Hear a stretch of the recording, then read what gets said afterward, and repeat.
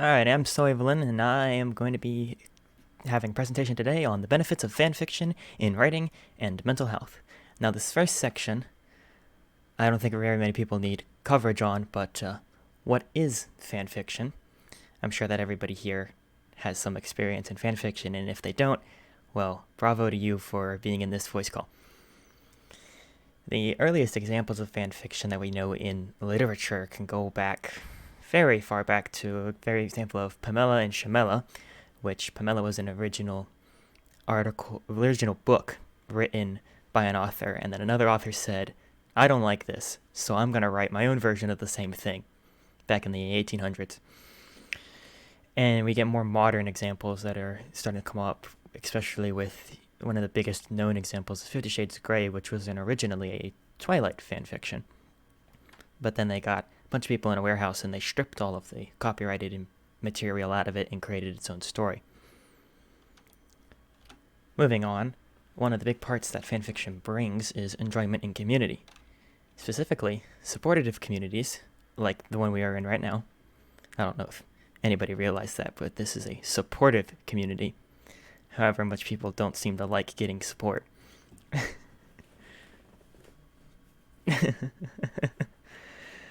But supportive communities do come from fan fiction, and you can find supportive communities in the fandom itself, and also from independent authors. Also, what the community helps bring is motivation for other authors to continue writing. When they have a supportive backing and people encouraging their ideas, it's a lot easier to write, rather than when people are continuously putting you down and saying everything you write is bad. Which it's not, because everything people write is good. And if it's not good, it can be improved to be better. Creative innovation comes from fan fiction in a very specific way. You find, because the fact that fan fiction already exists, you have to be very creative in making original stories. Specifically, creative innovation is the heart and soul of fanfic. When the material is already well known, writers are forced to be imaginative. An anonymous author writing a fanfiction blog wrote that quote, and it really does summarize how authors have to think differently when they're writing fanfiction rather than when they are writing about other material. Because when you're writing fanfiction, you already have a lot of source material there, so you need to come up with creative ideas to make your story your own rather than somebody else's. Characterization is a very important part of fan fiction because dang it, Vic. As I was saying, characterization is a very important part of fan fiction writing because you get aspects of the world is already created, your story built world, so you have a lot more freedom when you are working with characterization. Now, an even larger part of fanfiction versus the communities and the community side of aspect is improving your writing skills. And one of the big parts is constructive criticism. Whenever somebody writes a story, they will eventually wind up with kudos and comments on the story. And that immediate gratification that comes with each new review or kudos keeps the author motivated and can help them stay on track with their writing and actually give them the support to continue writing. Writing fanfiction also improves vocabulary. That specifically, the biggest part about improving your vocabulary is the fact that you're practicing writing. And it is discovered that for every 650 reviews a writer receives, it also equates to a writer's vocabulary having improved if they had aged a year. So if you get 650 reviews in a year, your vocabulary has doubled for that year rather than just increased as it would normally. Furthermore, it improves your character development skills because when you are in writing fan fiction, you have the option to not focus as much on the world building side of things. you can focus specifically on the characters, because when you go into a fandom that is already existing, you don't have to worry about building a background. Now, some of the best fan fictions have backgrounds built into their own stories, but they have a framework already designed for them so they can focus specifically on the character development side of things. Inversely, if you focus specifically on the world building side of things, you can take the characters that already exist and you don't have to worry too much about modifying the characters, while instead, you're changing the world around them. And that leads into the last topic for this slide, which is the freedom for experimentation.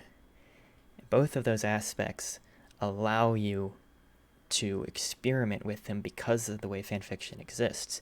You are writing a transformative work. You are transforming something that already is there. So you have a lot more freedom to do the specific piece that you want to work on, rather than having to build the entire story and make sure the readers understand the entire aspect of it.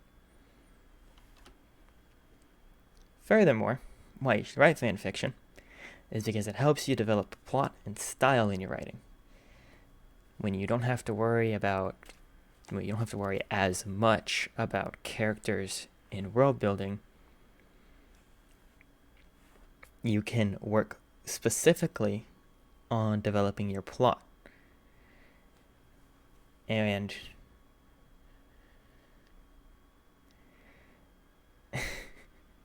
thank you, comment section, for making me have to pause and laugh. You can focus specifically on developing your plot and style in your writing, because you're not as concerned when you are writing if you're not as concerned with writing about the world itself. You can focus your time on the plot when you're doing the planning side of things. This also helps with improving your ease of writing. Specifically, practice writing makes it easier to write. And if you really enjoy writing fan fiction, or if you really enjoy the fandom that you plan to write in, then, well, it's a lot easier to write about something you enjoy than having to write a 10-page paper on a topic that you don't even understand at all, or even want to enjoy. So the enjoyment side of things, when you are enjoying your fandom that you're in, or if you're writing out of spite like some people do, makes it easier to write. And as I mentioned, practice makes better. The more you practice writing, the easier it gets. You learn how your style forms together. You learn how you find an ease of writing and how you like to mesh words together in a way that makes sense to yourself and to the readers who will be reading your story. And beta readers can help with that, because they can review what you have written and they can say, this doesn't really make sense when somebody's reading it. And they can give you feedback on the aspects of your writing that aren't very clear to somebody who's from the outside and looking into your story.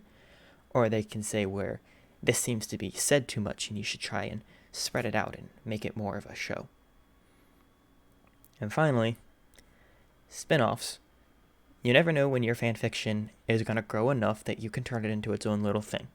As I said before, 50 Shades of Grey started off as fanfiction. And if you really want some big examples of fanfiction that aren't even considered fanfiction by popular media just because they are big enough, well, look at, say, Spaceballs. That's essentially a Star Wars fanfiction. It takes aspects of Star Wars and makes fun of it.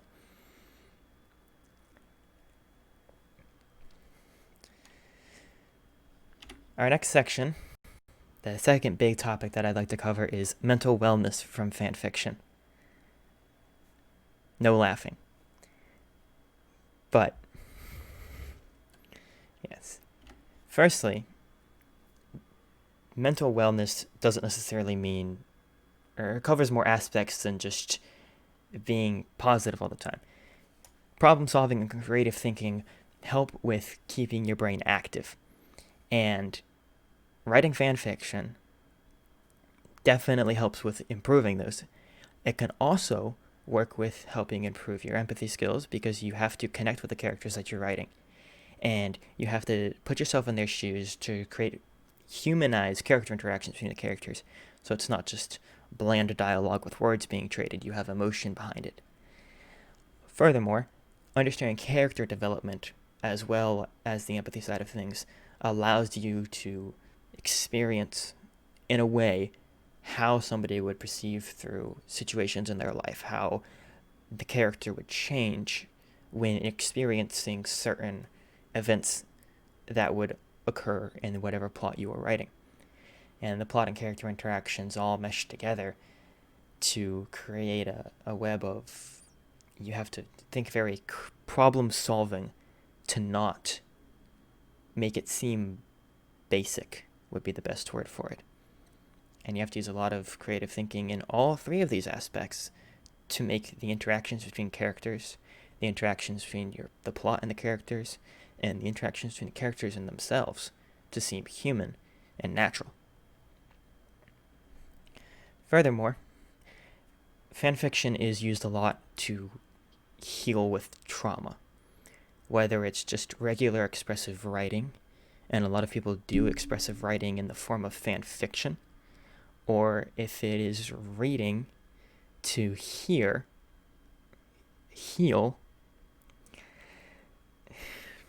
If it's reading to heal, because when you are reading what other people have written about certain traumatizing experiences and how they set their characters into those situations and how those characters heal from it, you can use those experiences that you read and you apply them to your own life and figure out if any of those will help with you. And the expressive writing side of things, writing out, placing characters in situations that you have experienced and you have trauma from, allows you to disassociate with those experiences by making your character experience them. And you can experiment with different ways of character interaction, and that can help with learning how to you yourself to heal from traumatic situations. And finally, the last point I want to cover, which is a more specific side of healing from a part of trauma and using is the benefits of erotica, because there are very specific sides of this. With writing, it can be a way to heal from sexual experiences that have been damaging to your psyche. It can be a confidence builder when your previous life experiences have made you lose confidence. And especially with reading erotica, there's a very specific set, and it is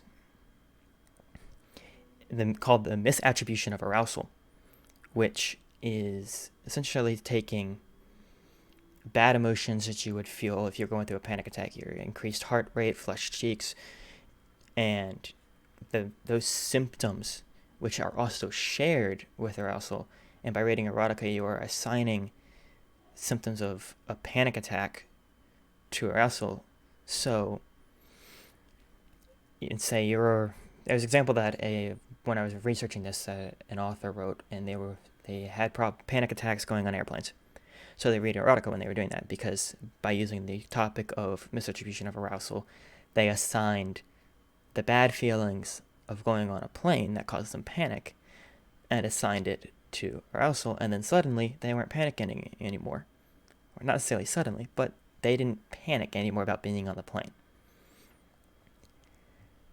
And that's all I have for you today. Thank you, comments section, for making me laugh and have to pause multiple times during the presentation.